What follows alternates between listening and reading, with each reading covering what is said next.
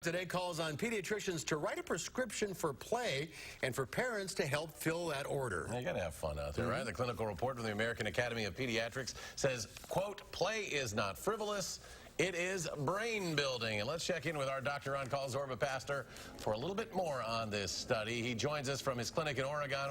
He'll also be taking your calls today, 270-9933. Hi, Zorba. Hi, good to see you guys. So what are the benefits of play? Well, what we have to look at is children are doing less and less play today because they're more and more stuck to their phones. All you have to do is go to any restaurant in our area and look at parents with kids, and you'll see a lot of times they're not talking to one another, but they're each in their own little cocoon looking at phones. And the studies have shown recently that as many as 30% of kids don't even go out to play during kindergarten recess. In other words, they don't even go outside and play, but they stay inside, play with their phone, or go to the corner of a lot, take their phone with them. So one of the things that we know that reading to your children is important because it builds brain power, that it makes the brains and the neurons develop. But we also now know that playing is important too. It's not just frivolous, but we learn social interaction, we learn how to communicate with other people, we learn how to use our imagination. And so pediatricians and family docs are now saying when they do well baby checks, how often does your child go out and play? So it's not just the absence of screen time, but it's the presence of play. And I think it's very important for any parent with a child to remember play is important for neurological, social, and intellectual development. And that's what this newest thing from the American Society of Pediatrics is talking about. So it's not just physical fitness. It's maybe stimulating the mind, maybe playing a board game as a family, something together so you can develop those social skills. Absolutely. And it's also going outside and doing stuff when the weather is nice. Hey, in Wisconsin, I mean, January through March is not great, but the other months of the year, we live in a fine time. And even January through March, just getting out and doing things and encouraging your kids to do it means they will shut off the phone. There is an off switch on the phone. Hard to believe, but there really is an off switch on the phone. 270-9933, the number to call to talk to Zorba. I assume there's also some benefits for the parents in all of this. Of course, when your child goes out to play, you get a chance to relax now with your child.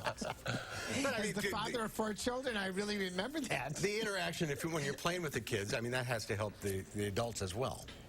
Well, the other thing is when you play with your kids, you're interacting with your children in a fun way. So when a lot of times you don't interact with them as much as you should, especially if you come home from work and you're tired.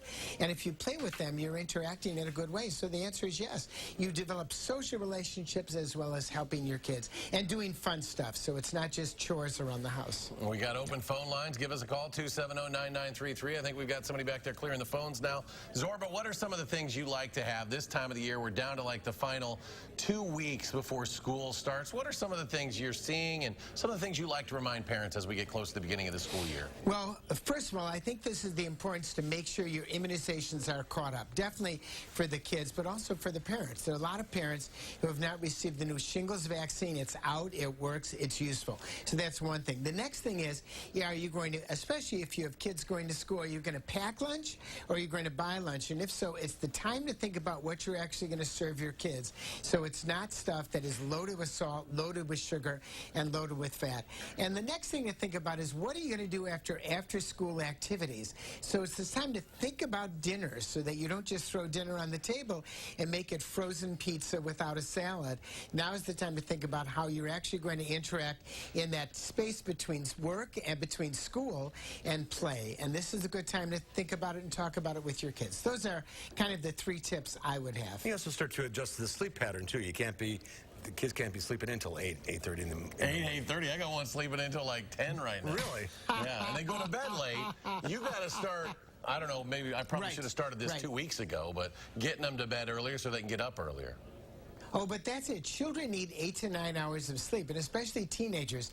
You may think that teenagers do not need that much sleep, but the studies have shown they grow better, they do better in school as long as they get 8 to 9 hours of sleep, and most importantly, they need a breakfast, because often they may not eat from 6 o'clock in the evening till 11 o'clock the next day when they're going to school, and so feeding your kids a nutritious breakfast is critical to building a good brain and doing well in school. Very much so. All right, we have a call from Sarah. Hi, Sarah, what's your question? Sarah, you there? Or is this Karen? Karen? Karen. Yes. Hi, Karen in Wyota. Go ahead, Karen. What's your question for Zorba? Yes, I'd like to know. He mentioned, Dr. Zorba Pastor just mentioned the shingles vaccine.